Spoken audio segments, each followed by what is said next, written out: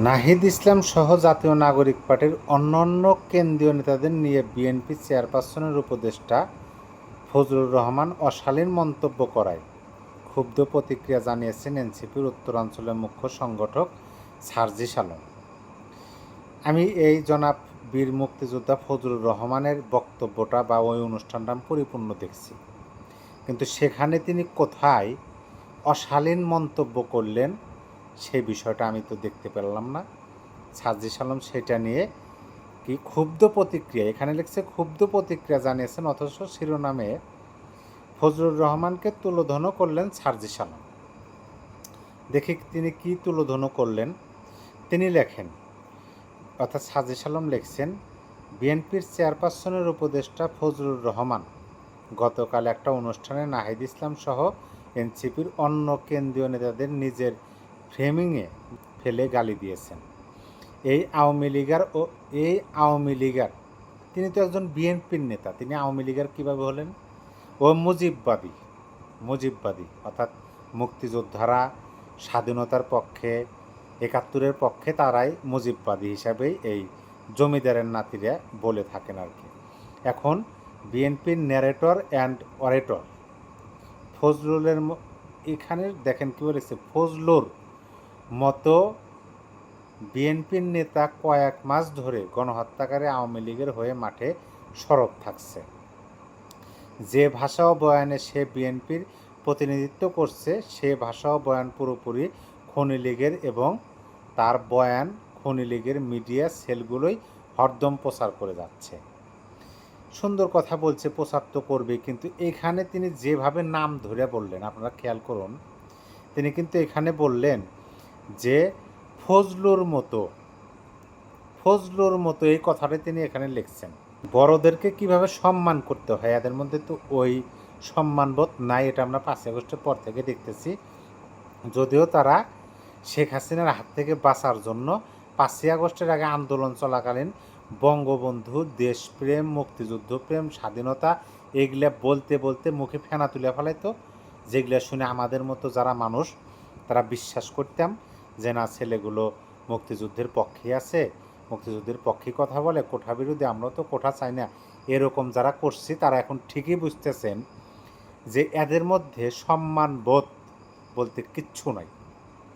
সার্জিস লেখেন, দেখেন এখানে লেখছে ফজলুর মতো, মানে নাম ধরে বলছেন জনাব ফজলুর রহমান। তিনি এই এনসিপির যত নেতা নেত্রী আছেন সবার নাম ধরে বলতে পারেন না, তিনি তো বলেন যে এগুলো ছেলেপেলে আমার নাতির বয়সে, এরকম একজন মানে সিনিয়র সিটিজেন। তারপরে আচ্ছা ধরে নিলাম মুক্তিযুদ্ধতে এরা চায় না, এরা আওয়ামী লীগকে নাই করার জন্য মুক্তিযুদ্ধকে নাই করতে চায়, এটা হচ্ছে বাস্তব কথা। সেই হিসাবে মুক্তিযোদ্ধা হিসেবে নাই ধরেন, কিন্তু দেশের সিনিয়র সিটিজেন, তার নাম ধরে বলতেছে। সার্জিস লেখেন, সিনিয়র রাজনীতিবিদদের আমরা সম্মান করতে চাই, কিন্তু ফজলুর রহমানের মতো, এখানে রহমান শব্দটা লিখছেন, ফজলুর রহমানের মতো পলিটিক্সে ন্যূনতম আদবের তোয়াক্কা না করা, ইনিয়ে বিনিয়ে ফ্যাসিবাদের দালালি করা, অভ্যুত্থানকে মেনে নিতে না পারা, আওয়ামী এজেন্ডা বাস্তবায়নকারীদের বিরুদ্ধে ছাত্র জনতার বিক্ষোভের বহিঃপ্রকাশের দায় তাদেরই নিতে হবে। মানে ফজলুর রহমানের মতো পলিটিক্সে ন্যূনতম আদবের তোয়াক্কা না করে, ফজলুর রহমানরাই আদবের তোয়াক্কা করেন না। এই সার্জিস আলমদের, এই জমিদারের নাতিপুতিদের কাছ থেকে আমাদের মুক্তিযোদ্ধাদের শিক্ষা নিতে হবে যে পলিটিক্সে তারা কিভাবে মানে কি বলবেন যে ন্যূনতম আদবের তোয়াক্কা করবেন, এইটা এই জমিদারের নাতির কাছ থেকে আমাদের মুক্তিযোদ্ধাদের শিখতে হবে। আর সে দুঃখজনক আর কী হতে পারে বলেন? ফজলুর রহমানের রাজনৈতিক বয়স, তাই তো এই সমস্ত ছেলেপেলের হয় নাই। তারপরে তিনি আরও লেখেন, পাল থেকে ছুটে যাওয়া লাগাম ছাড়া কয়েকজনের জন্য বিএনপির বারবার নিজেদের প্রশ্নবিদ্ধ হতে দেখতে চায় কি না সেই সিদ্ধান্ত বিএনপিকে নিতে হবে। দেখেন, পাল থেকে ছুটে যাওয়া লাগাম ছাড়া কয়েকজনের জন্য বিএনপি বারবার নিজেদের প্রশ্নবিদ্ধ হতে দেখতে চায় কি না। ফজলুর রহমানের জন্য বিএনপি প্রশ্নবিদ্ধ হতে হবে, এটা মানে কেউ বিশ্বাস করবে? কোনোভাবে কি এটা বিশ্বাসযোগ্য? বলুন সম্মানিত দর্শক, আপনি বলুন যে ফজলুর রহমানের মতো একজন নেতাকে নিয়ে বিএনপির নাকি প্রশ্নবিদ্ধ হতে হবে। এইটা বলতেছেন কে? জমিদারের নাতি হিসাবে আত্মস্বীকৃত জমিদারের নাতি সার্জিস আলম। সার্জিস লেখেন, এদের স্টেটমেন্ট এবং এদের বিরুদ্ধে যদি আপনারা ব্যবস্থা না নেন, অর্থাৎ বিএনপিকে বলতেছে যে এদের, অর্থাৎ ফজলুর রহমানদের মতো, জনাব ফজলুর রহমানদের মতো এদের স্টেটমেন্ট এবং এদের বিরুদ্ধে যদি আপনারা ব্যবস্থা না নেন, তাহলে বাংলাদেশের মানুষ মনে করবে তাদের দিয়ে আপনারাই এই কথাগুলো বলাচ্ছেন। এইটা তো মনে করার কিছু নাই। বাংলাদেশের মানুষ তো এই ফজলুর রহমানদের কথা শুনলে খুশি হয়, মনে শান্তি পায়। এটা কিন্তু বাস্তবতা যে বাংলাদেশের মানুষ এখন জনাব ফজলুর রহমানদের মতো বীর মুক্তিযোদ্ধাদের কথা শুনলে ভালো লাগে, সাধারণ মানুষের মনে শান্তি পায়, সাহস পায়। আর এই জমিদারের নাতিদের কথা শুনলে মনের মধ্যে ঘৃণার জন্ম হয়, মনের মধ্যে থেকে অটোমেটিক অভিশাপ চলে আসে। আমি বহু গ্রামের সাধারণ মানুষ, দেখেন গ্রামে থাকলে এই বিষয়গুলো দেখা যায়। গ্রামের সাধারণ মানুষেরা না, তারা মনে করেন যে যাকে পছন্দ হয় না এবং যিনি মানে সত্যের দেখা যেতেছে এটা সত্য, যেমন আমাদের মুক্তিযুদ্ধ সত্য, মীমাংসিত সত্য, আমাদের স্বাধীনতা, আমাদের মুক্তিযোদ্ধারা, এরা হলেন সম্মানের জায়গা, সবাই সম্মানের চোখে দেখে। এখন এই সমস্ত ব্যক্তিদেরকে প্লাস আমাদের বঙ্গবন্ধু, মুক্তিযুদ্ধ, এই বিষয়গুলোকে যারা ছোট করে দেখে, ছোট করে দেখতে চায়, তাদের গ্রামের মানুষেরা মানে অভিশাপ দেয়, বাস্তব কথা, অভিশাপ দেয়। আর এই মানে কি বলবেন, এই সার্জিস আলমদের মতো মানুষদের কথা শুনলে পরে গ্রামের মানুষের মনের মধ্যে থেকে অটোমেটিক অভিশাপ বের হয়ে আসে। এটা বিশ্বাস না হয় গ্রামের কোনো একটা সাধারণ মানুষকে, মা বোন অথবা গ্রামের বয়স্ক বৃদ্ধ মানুষ যারা আছেন মানে আগের, তাদেরকে আপনারা এই আমাদের মুক্তিযোদ্ধাদের বিরুদ্ধে, স্বাধীনতার বিরুদ্ধে, বঙ্গবন্ধুর বিরুদ্ধে যে কোনো একটা এই সার্জিসদের একটা বক্তব্য, হিংসাত্মক বক্তব্য যে তারা দেয় এবং মুছে ফেলার কথা বলে, এই বক্তব্যগুলো একটু শোনাবেন ওই গ্রামের সাধারণ মানুষদের, দেখবেন যে তারা কি বলে, তাদের মনের ভাষাটা কি, এই বিষয়টা বোঝার চেষ্টা করবেন। আমার কথার সাথে শতভাগ মিলে যাবে। আর এই সার্জিস আলমদের কাছ থেকে আমাদের মুক্তিযোদ্ধাদের আদব কায়দা শেখা লাগবো। আদব কায়দা তো তোমাদের শিখতে হবে, এই সার্জিস আলমদের আদব কায়দা শিখতে হবে।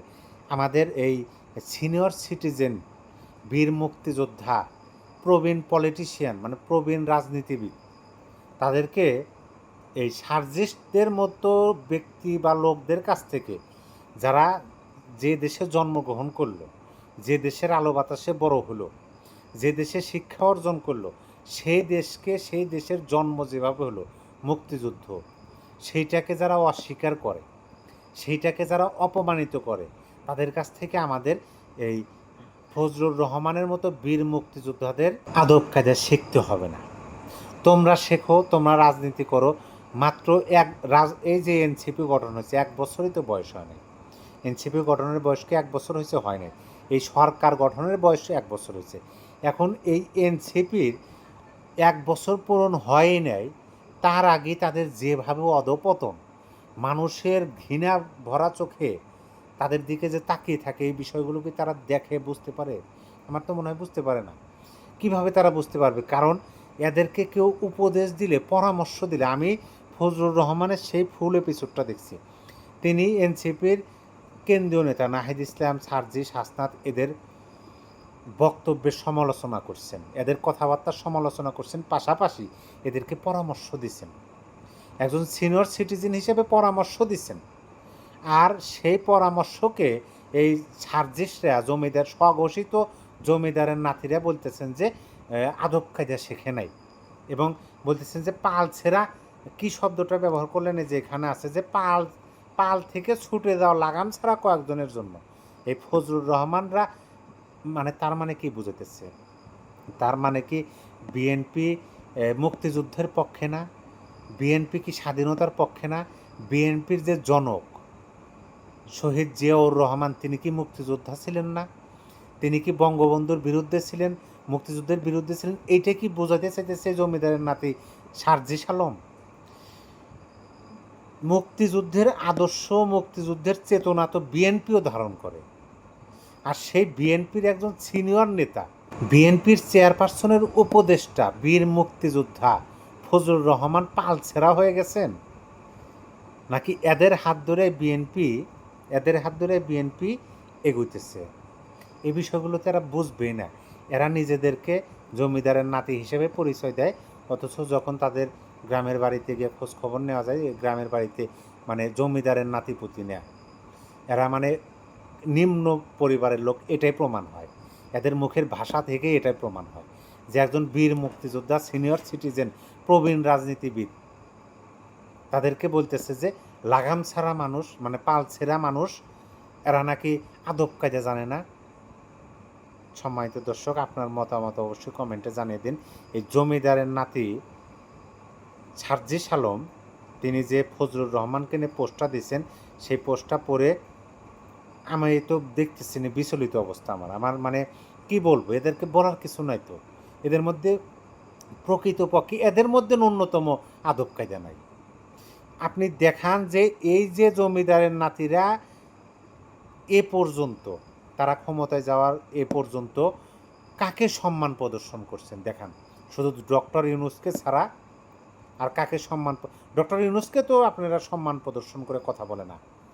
ডক্টর ইউনূসকে নিয়ে যখন সমালোচনা করে তখন এমন কিছু শব্দ, ভাষা ব্যবহার করে যেইটা ওই আদব কায়দাবিহীন ভাষার মধ্যেই পড়ে।